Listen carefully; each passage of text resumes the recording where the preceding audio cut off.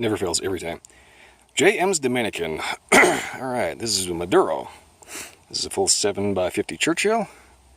Seems to have a decent double cap, but for some reason this is the odd duck of the group because every single one of these comes pre-punch cut.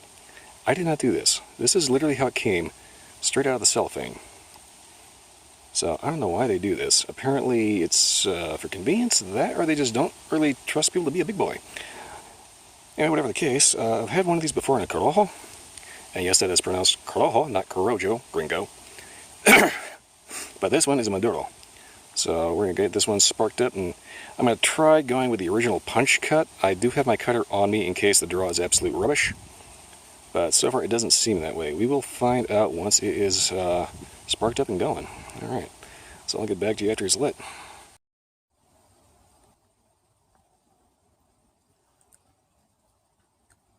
Okay, so right off the get-go, it's definitely a very, very strong, slightly bitter coffee. Very coffee-ish. Draw is actually not horrible.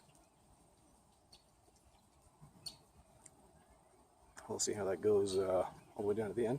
Gotta admit, I do like the fact that this is a good toothy wrapper, even though there's a couple of veins, a couple of large veins actually. But beyond that, seams are pretty good.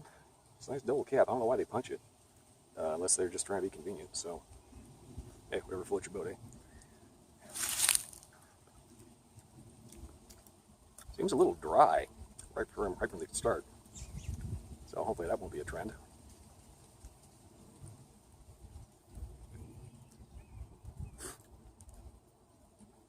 Not really getting a whole lot of sweet off of it, just a nice, kind of like a black coffee actually. All right, good start. Very good start so far. A lot better than the last one I had. Well, I hope this doesn't end up turning into a cottonmouth cigar. Some of them do that. Okay, I'll get back to you after a decent inch has gone by. It's gonna get to that point anyway. Anywho, I'll get back to you then. Alright, good solid inch in. Yes, thank you, breeze. Just blow right over my mic. Okay, so, overall, the coffee kind of died down and got kind of this real light, kind of airy flavor going on. Well, basically, it's just kind of a light, airy smoke in the first place, so it's a little thin and wispy, which is a little odd, but not bad, you know. It's still very, very dry. This is definitely shaping up to be a major cotton ball. Just enough backlighting going on here because the sun's like right there. Yeah, the flavor just kind of disappeared after about an inch.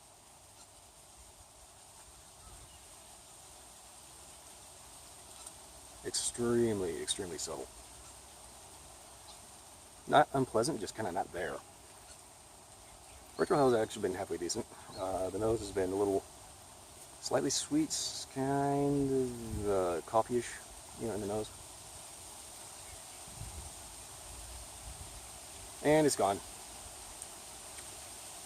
Yep, okay, so, yeah. Seems to look okay, but so far it's not really awake, shall we say. Started off really kind of coffee-ish and then just kind of fizzled out into just like clean tobacco, and that's pretty much it. And I got somebody talking. I will get back to you at the halfway point. Okay. Ash just fell off. Not quite at the halfway point. Haven't had a whole lot of burn issues, but so far, I think we're going to have to double puff on this just because of the fact that single puffs, there is no flavor in this. I mean, at all. It started off being kind of a coffee-ish thing, and then it just kind of gone. Completely gone.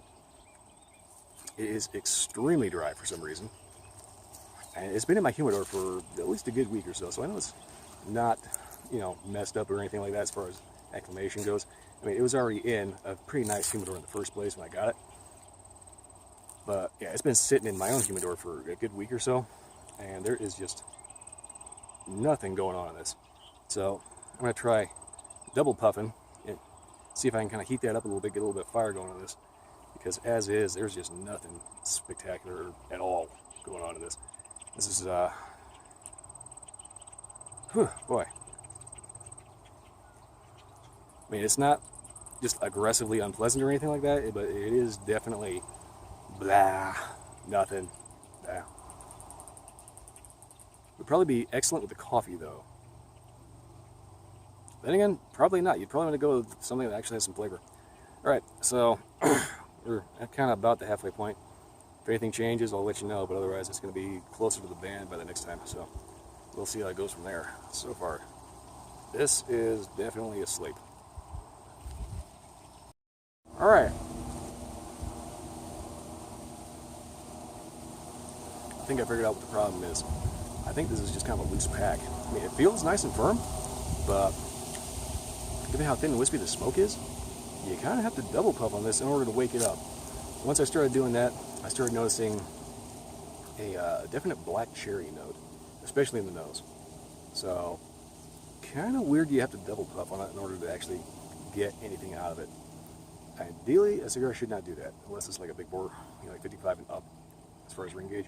This is a good 50 gauge Churchill, so still very dry. Slight coffee, light cocoa, like dry cocoa, very, very subtle.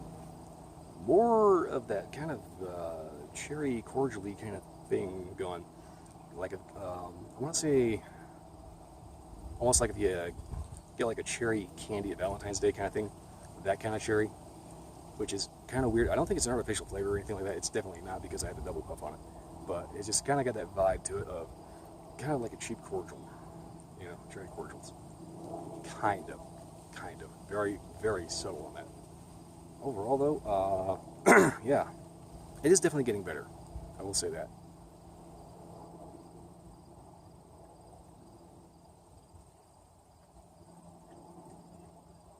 Yeah, retrohale is pretty much mandatory, because if you don't, you're not going to get a whole lot.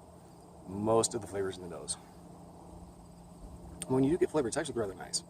You know, it may sound like I'm trying to crap on it like it's like a cheap flavor, but no, it's not. It is actually not unpleasant. You know, it's not bad. But still, my God, it is so dry. Yeah, definitely, if you're going to buy one of these, smoke them with something to drink. Either a cocktail or a coffee. When I say cocktail, I mean something like maybe a White Russian or something. Beyond that, yeah, if you can afford to get better, by all means, do so. Alright, I'll get back to you at the band, see if anything kind of shapes up from there. Okay, so I know I said I was going to go by the band.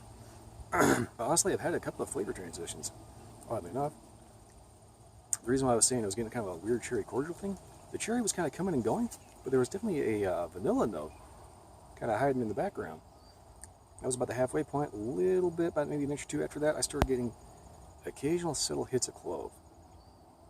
Very, very subtle again, but mainly the black cherry and vanilla started creeping in, which is definitely interesting.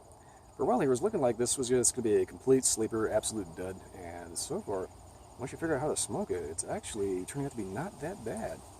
You could definitely do a lot worse. One thing though, I cannot begin to tell you how dry this is. Definitely have something to drink with this. Otherwise, I guarantee you are going to be constantly doing this. And everybody's going to think you're a weirdo if you're hanging out in the actual brick and mortar. Okay, so next update will be at the actual band point, which will be right about here. I went ahead and took the band off, and they did kind of that irritating thing where they use the pectin, the same glue that they used to glue the caps on, to glue the band on. Now, most higher-end cigar brands that are a little bit more forward-thinking will use a self-adhesive band. This one, on the other hand, uses the old style, where it's just a strip of paper and they stick a glob of glue on there. And you have to be careful taking those off, because if you're not, they can stick to the wrapper and make a big nasty hole. If it's real bad, that can actually cause the cigar to unwrap. So be mindful of that if you ever happen to pick one of these up. Try to smoke it down as far as you can, and if you take the band off before then, be extremely careful. Other than that, it's actually shaping up to be not that bad. Not as bad as I thought it was going to be. Alright, so I'll get back to you at the actual band. Okay, getting down to about the band point. Bit of a flavor transition. The clove has kind of come up a little bit. It's getting a little bit of a numbingness to it. Oddly enough, it's actually not as dry as when I started. And there's a little family walking up way over there. Anyway, I had to do one last slight little touch-up because I was kind of watching out for coyote turds, because this is kind of a coyote field, and they like to squat on early when right where you walk. So last thing I want to do is step in that. But yeah, I'm not really expecting a whole lot more out of this because there's really not much left. So I'm going to go ahead and end the video here, and yeah. So far, definitely a bargain bin kind of cigar. If you can't afford anything else, they're not bad. You do have to double puff on them to get anything out of them, otherwise they're pretty much asleep at the wheel. Other than that, yeah, not great and not bad. Anyway, if anything does change, I'll go ahead and just type that in afterwards. Beyond that, yeah, I really got nothing else to add to this. I really don't expect much change other than the typical cigar black when you get to the end. Other than that, if you like this video or any other video, like, favorite, subscribe, and I'll see you next time. Cheers.